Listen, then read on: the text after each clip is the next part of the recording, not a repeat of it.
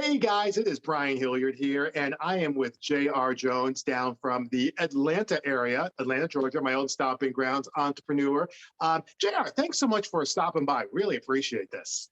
Man, I'm excited to be here with you, Brian. From the first time we met, the energy that you put off is just somebody that it's magnanimous. Someone you want to be around. So I was excited for just to get a chance to talk with you. Well, I appreciate that. I appreciate that. Well, one of the things that we wanted to talk about is obviously you are a business owner. You are in the world of financial services, which is fine. And we're not going to get into all of that, obviously, but just in terms of setting the stage so people understand what you're doing.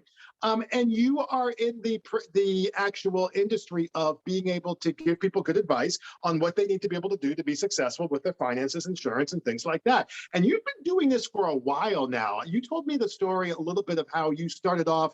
I don't remember the exact age, but you've been doing this for a little while. Give some of the listeners just a quick synopsis of your deal in terms of a background standpoint. Because it was something like you haven't actually worked for anybody in your life, if I'm not mistaken. That might not be right. Close since I was 24.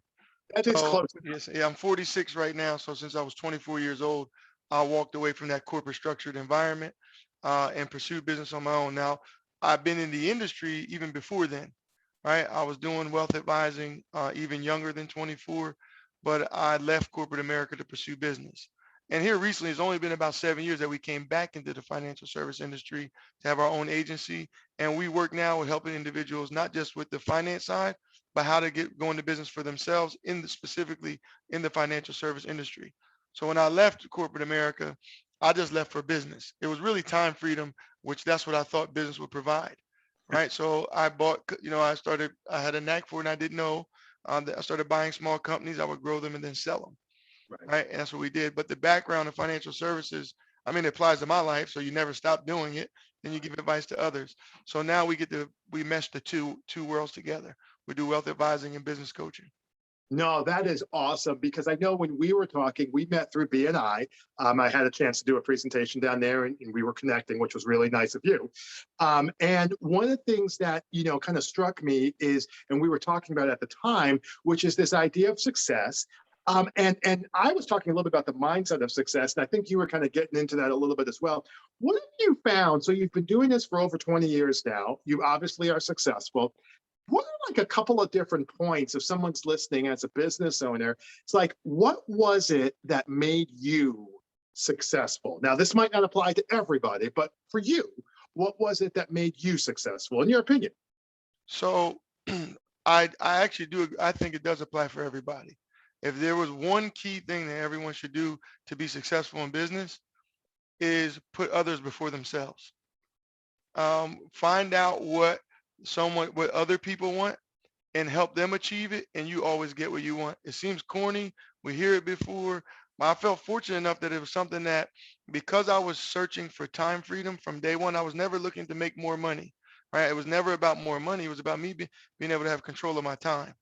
And so what that means is I had to leverage it. So if there was one thing I told someone, that if you want success in business, find out what someone wants and then you work like heck to get them to have it through your business. And then you'll get the things that you want. Does that make You know, sense? no, it makes perfect sense because when we were talking about this before, the idea is we come from, and I say we, I'm talking about Western culture right now.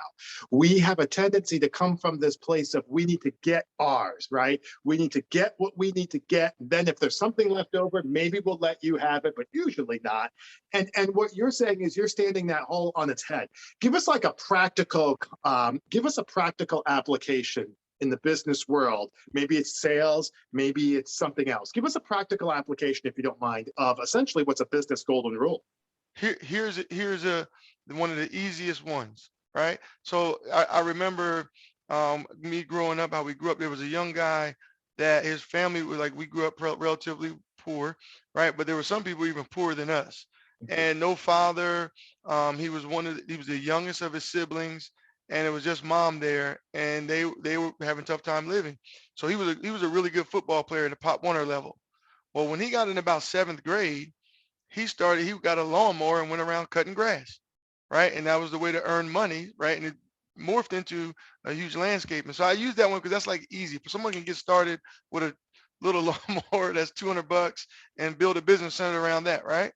And so here was the difference, right?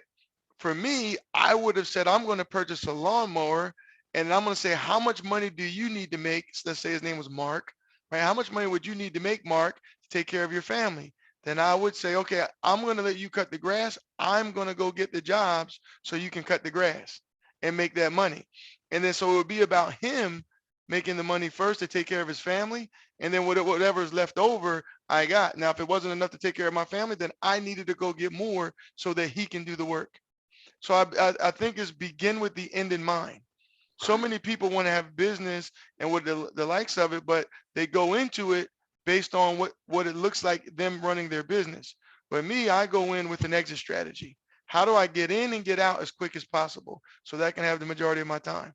Did that kind of answer the question? No, that definitely makes sense. So when you're coming across, if I'm hearing you correctly, what I'm hearing is that going back to that Mark example, that if it were if he had the lawnmower and you guys are talking, you would not say, "Hey, Mark, I'm going to give you $10 an hour."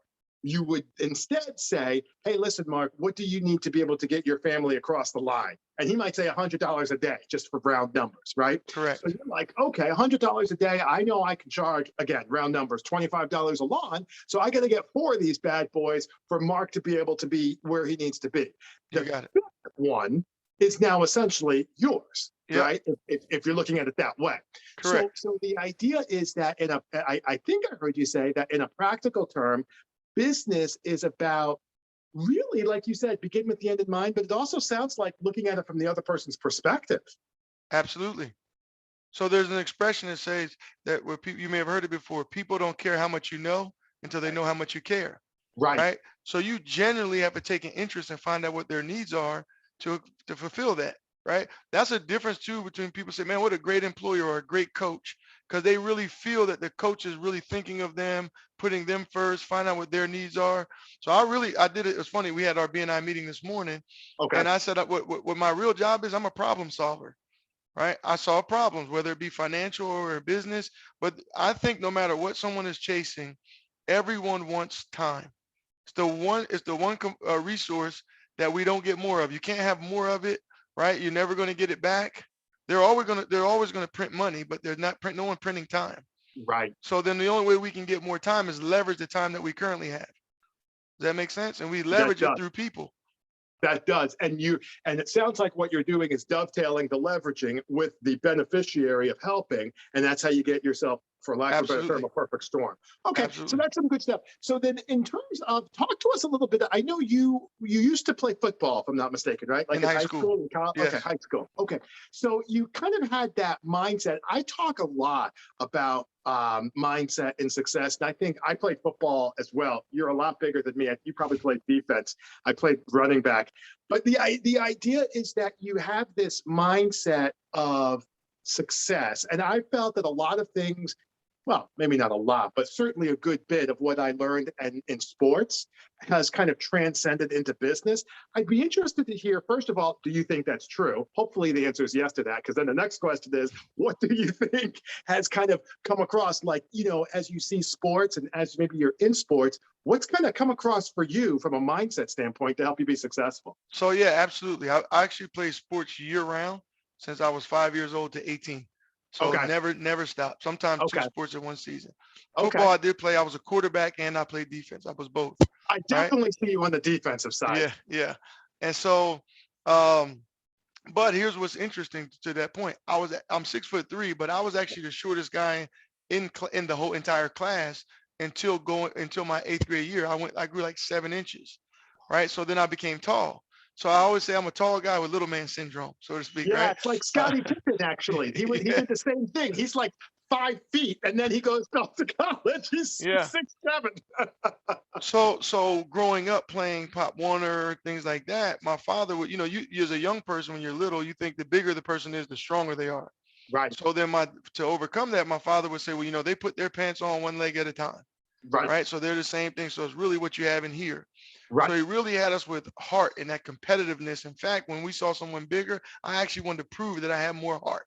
Does that right. make sense, right? It does. And so that competitive edge, and then then once you start succeeding, right? Well, man, I did beat the bigger guy, the guy that everybody was afraid of, man, I wanted to take him on, right? So through sports, it created this competitiveness. And then the bigger the challenge, you root for the underdog. Everybody likes a Rocky movie or Creed, right? It's the underdog, right? So we were kind of the underdog. So when you're the underdog, you want to take down that big Goliath. You want to take down that big guy. And when you see success, right? Wow, I can do this. And I really believe that that's kind of what allowed me at 24 years old with a wife at home and two children, and I was making six figures on a career, just to walk in one day and say, I'm done. And say, because I believe that I was able to conquer. If it was on me, they say, if it is to be, it's up to me. If it's up to me, I know I can go accomplish it. So those are some of the things that came through sports. And then I was the guy that, in terms of leadership, I guess, if you will, Mhm. I was the one before the game, the guy that's in the middle of the huddle, getting the Yeah. team fired up. That was me. Okay. Right. So that all applies to coaching and thinking of others and bringing the best out of everyone else. That Right. makes sense. So No, even when my that's son played, when my son played football, early, younger, I coached. I want him to be. He's too stocky, so I put him in linebacker position. So he got a chance to see what leadership is. You're the quarterback. The linebacker is the quarterback of the defense. So that's you right. call the plays. You shift people around. That's I right. wanted him to experience that leadership from a young age, and it's applied now. He works with us in business, and he's 23 years old. He'll sit with a 50-year-old and have the confidence that, hey, I know more than you about finances. I know I can take you to where you want to go. Doesn't matter what my age is. But I think that's a leadership quality that's taught through sports. That is really interesting. I was down in Florida. We talked offline. I was down in Florida doing a presentation on how to lead during difficult times, and it was a conference actually down in Orlando. And that's a really interesting point. You're talking about being around that kind of leadership role, and just being around some of the things. And you mentioned the competitiveness too. And I would also think, and correct me on this if I'm wrong, I would also think there's a clarity conversation, because here's the thing. I've actually talked to my girlfriend about this, and we've had this conversation. And you playing quarterback, you know this as well. In a huddle, we're talking on the offensive side. I can't speak for defense, but on the Right. I just didn't play defense. But on the offensive side, we said to play twice. So you would go, wide left on one, on one, and then the wide receivers would leave. And then Yep. you'd say that again, wide left, on good, on two, ready, break, and you would go. And what I realized on a perspective was that saying things, I had to tell her. At first, she thought that I was just repeating myself. I'm like, no. If you want to be clear, if you want to be successful, we're talking leadership now, by the way. If you want to be clear, you want to be successful, you want to be in a leadership role, you got to make sure everyone's on the same page. Yep. And most of the time, that's twice. Even the military does the same thing. So I think I think there's a communication component to leadership, if you don't mind me saying. Absolutely. It's funny because I get teased a lot because within my family, because I ask questions when I'm talking. So I ask questions because I don't want to get, if I'm trying to go over here, right? Well, I got to be able to make sure if we're starting over here, that you're coming with me where I'm going. I don't take you down. So I'll ask questions after I make a statement. I'll ask you to kind of regurgitate or what I just said, so that it's communicated the way that it's supposed to be. Or I will I'll say something and they really frustrate them. I'll say things that are fundamental to a 10-year-old, right? Right, But I'm talking to a 40-year-old. I'm like, right, come on. right, Yeah, but we build a foundation of a conversation to communicate effectively. If we're going to go over here together, let's just start from the very beginning, like a 10-year-old, and right. move through. Now, That's sometimes right. that could be frustrating for people. However, No, it's effective communication because there's no, I thought, I assumed. We right. got to where we were going. That's exactly right. And I think you could apply the same thing, if you don't mind bringing it to a sales perspective.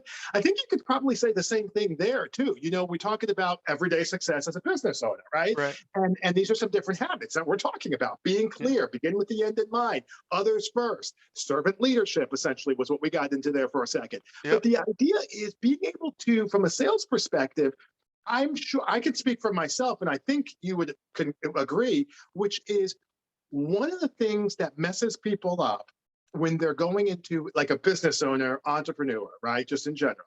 One of the things that messes people up is they come from they talk above the prospect by Yep. accident, sometimes on purpose, definitely unintentional.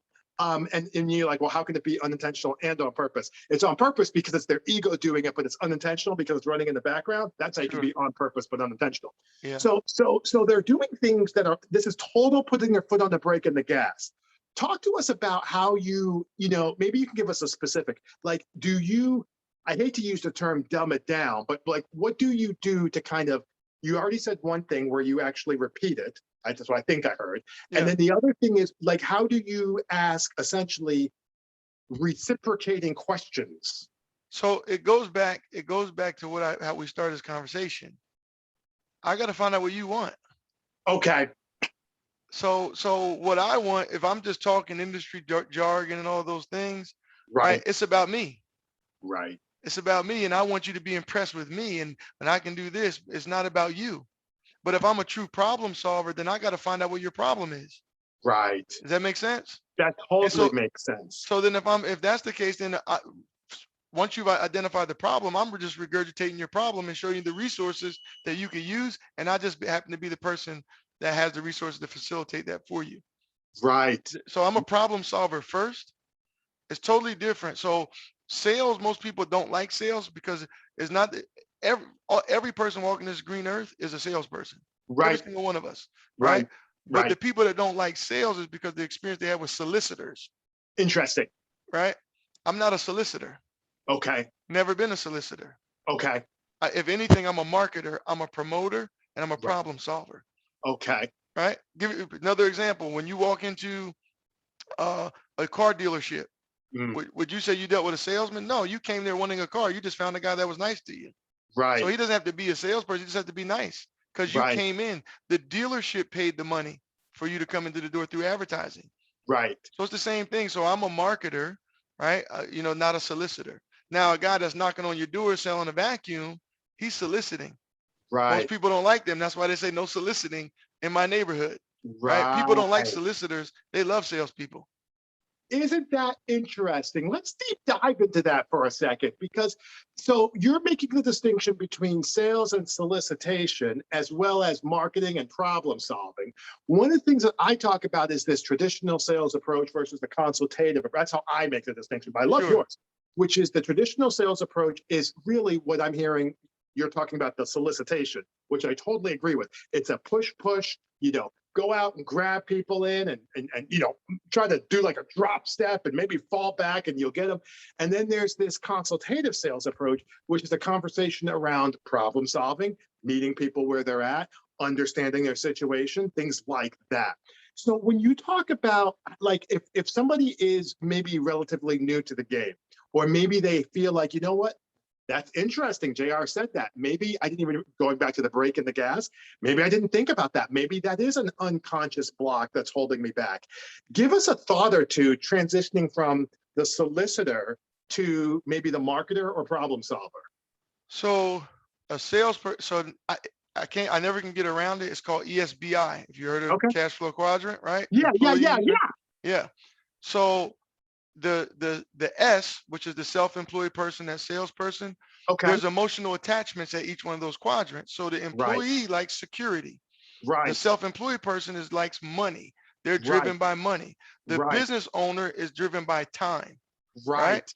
So the person that's a self-employed person, salesperson, is driven by money. So their only focus is making money, right? Where the business owner is a problem solver trying to. So that's the difference. It's not really, there's no Oh, separation because every one of us is sales employee, self-employed, business right, owner are all right, salespeople. You had to sell right, your employer on hiring you, right?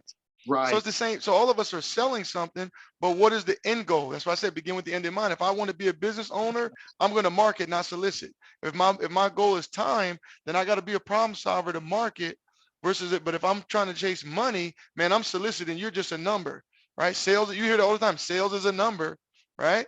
And you got to go through the numbers. Well, people aren't numbers, right? If you're looking, but a salesperson wakes up broke every single day, right? Because they're only as good as their last sale. No matter how great a month they have the month before. That's why a lot of them that are in sales, they have dependencies, right? Because they're always chasing, and it's not always, it doesn't always have to be something that's bad. It could be it could be an outlet. It could be golf. It could be Right. basketball. It could be, and other people do use things that are not healthy for them, but you know what I mean? There has to be an outlet that they're Right. dependent on as a vice to get them through those stressful times of waking up broke every day. That is so interesting. So let me just go back a little quick, real quick, because we went by it quickly. I want to make sure everybody knows what he's talking about. So what he was talking about is the cash flow quadrant. Okay, Robert Kiyosaki. And you got to think of it like a quadrant. There's in the upper left. Here's how this goes: E, then you got to go S, then you go upper right now. Okay, so we went down the left. E, S, upper right, B, and then I. E stands for the employee. That's where JR was talking about. They have an employee that's, well, he didn't actually say this, he implied an employee mindset. And the idea is that you're going in there and kind of just whatever, working for someone else. Then you had the S, that's a self-employed. So that's when you're just kind of, you own your own job and you're still trying to make money. But that's actually when people say, I want to be my own boss, they're actually talking about the S. Okay, when then you go over to the B, that's a business owner. Again, that's what JR was just talking about, being able to find time freedom and to create some different systems to be successful. He didn't really get into. That's when you're investing your money. I guess he got into it at the beginning when he told about he bought businesses and then sold them, and then theoretically would take that money and maybe put it in real estate. We're not getting into that right now, JR's personal finance plan, but conceptually that could be it. All right, so those are the different things that he's talking about. And I love that, which is this notion that it's actually your initial motivation determines what emanates coming in terms of how people feel when talking with you, and how they feel when talking with you will ultimately determine your overall success. Yeah. And just so you know, what you just talked about is the foot on the brake and gas at the same time. Yeah. The self-employed person wants to be in business for themselves, but they're putting their foot on the brake all the time because they're chasing money. The Right. self-employed person is the type of person, if you want something done right, you got to do it yourself. That's right. They have that mindset, so they Right. can't shift into business ownership, and they get burned out. And then I was the one that went and bought their businesses because they got burnt out working 70, 80 hours because they Right. didn't have the mind shift of business ownership. So they thought they were in business, but they didn't like the idea of it. Then they go back to what they hated, which is becoming an employee and Right. having a steady paycheck. That's exactly right. And JR, you made a really great point when we spoke the last time. And you were talking about, and I want you to delve into this if you don't mind. You were talking about security and time freedom. Mhm. And you were talking about how I'm paraphrasing it, but isn't it something about the idea that if you're going to run a success, what's it about, risk and security or something like that? The idea that if you're going to be an entrepreneur, you have to accept the fact that there's going to be a degree of insecurity. Walk us through that. First of all, make the point better than I did, and then maybe walk us through that if you don't mind. So it's funny because for me, I've never been insecure. If it was up to me, that was, I guess, my strength, right? Yep. Because I had a family that was required, they were relying on me to feed them. Well, I had to, but there's a measure of risk. The security is I call it a false sense of security. I can get on the Right. soapbox. I can get on the soapbox behind this one. Right. There's a false sense of security when it comes to a job. We get a paycheck every week. So what happens is no one realizes that we've been trained, right, to get paid twice a month or once every week. So then if we want to go in business for ourselves, we're expecting to get paid twice a month or once every week. And that's not how business works. Right? It doesn't. The same way a hunter, right? So I always give this analogy, and if I'm getting off no, you're doing fine. So you have two type of people that feed their family. One is a person that says, hey, I'm going to get on the soup kitchen line every day. I know that I go there, my family's going to be fed, they'll be healthy, right? And they're going to get soup every day. The other person is a hunter, right? And that hunter says, I'm going out because I'll never have a chance for my family to eat steak. Now, there is a chance that I don't get steak. So, it might be a little tough. But that hunter says, I'm going out to hunt because I want better for my family. Right. Right. And so that's how I would define someone who works a job and someone who wants to be in business for themselves or self-employed. They're hunters versus soup kitchen. Both of them feed their families. It's just one gets to feed them a little bit better.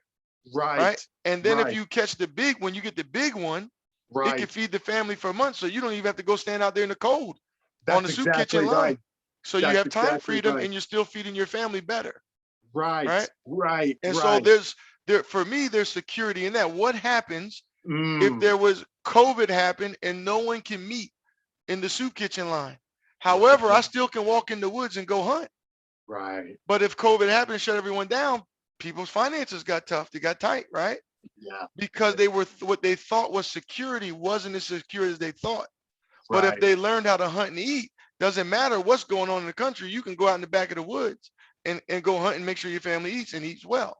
That is really interesting. And I love that point. That really stuck with me. What they did, you didn't say this, but this is kind of how I was thinking of it in my mind, which was a lot of people are mistaking complacency with security. Yeah. So they're mistaking complacency. They're also mistaking comfort, Yep. actually, with security and thinking, oh, well, because I'm comfortable here, then that must mean I'm secure here. And it's a lot like we are in the process of co-opting a couple of cats. And you ever see, cats, they come in like they're still trying to get organized with me, right? And I come in the room and they go and they hide. And you're like, cat, I can see your tail. Like if I wanted to grab you, I could, but they don't, they're just sitting there like that, trying to think that they're able, because they're more comfortable literally under, the chair, but you can still get them. It's a false sense of security. Right. Watch. Comfort is the enemy of greatness. Right. Comfort is the enemy of success. Now, if you think about this, it doesn't matter which quadrant someone is in. Okay. We all work for the same thing: food, shelter, clothing. Right. Right. So I have a question for you, Brian. Sure. How does a homeless person they're homeless for 20 years, but they don't die?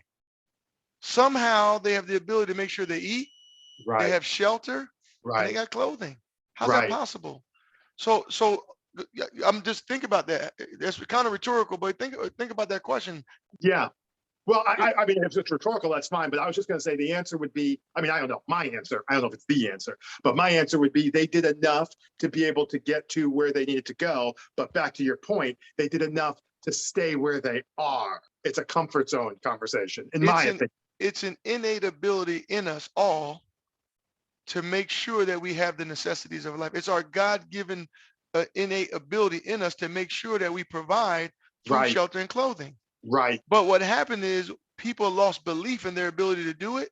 So they rely on someone else to provide it for them in the form of a job. Right. When the reality is, if push came to shove, they would make sure that they have food, shelter, and clothing for their family. Right. That's interesting. That's interesting.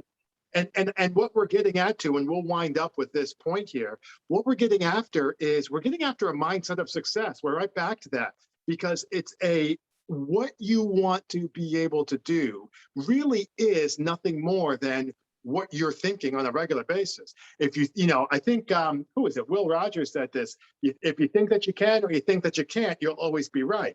And the idea is that you want to be able to have the right mindset to be able to do some of these things.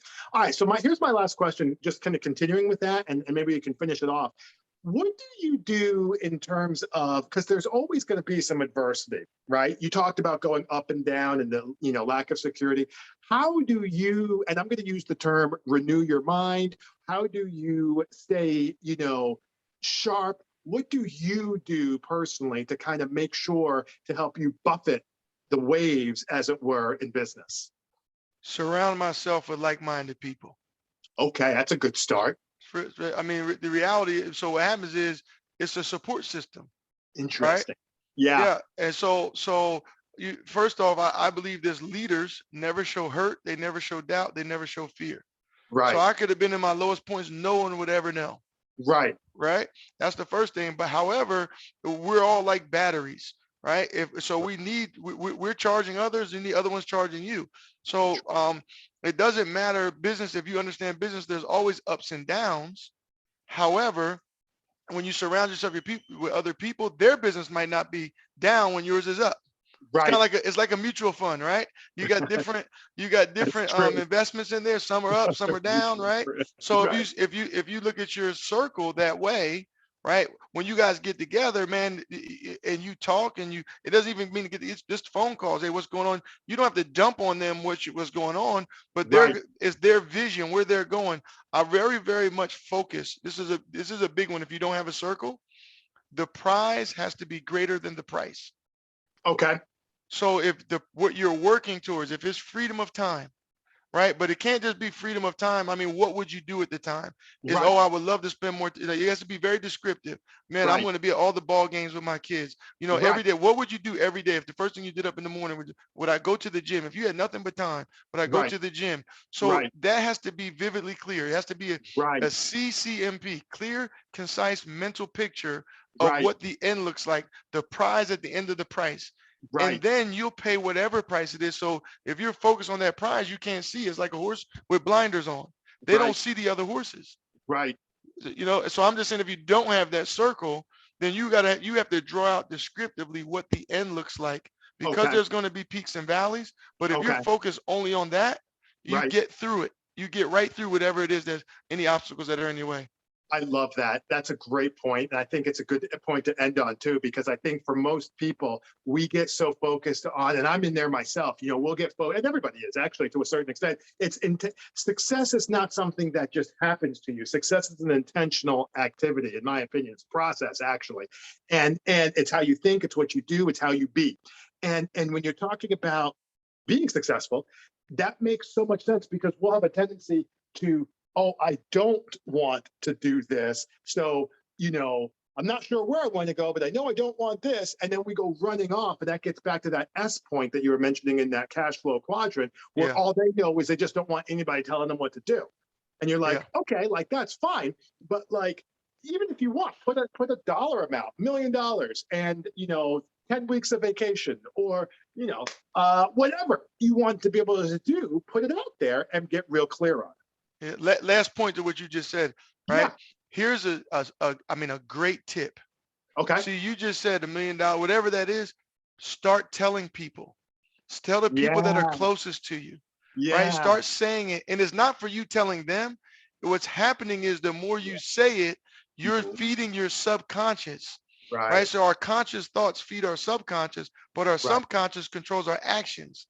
So Right. what we're doing is we're gonna move our subconscious to start pushing us in a direction where we achieve what that prize is. But it never happens if we don't tell anyone because we're not telling ourselves and we That's don't a believe great it. point.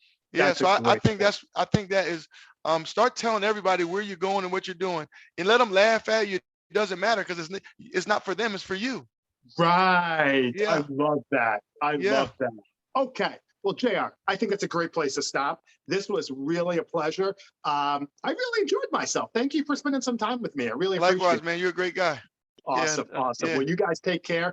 And that is JR Jones over there. My name is Brian Hilliard saying so long, take care, and thanks so much for your time. Thanks, Brian.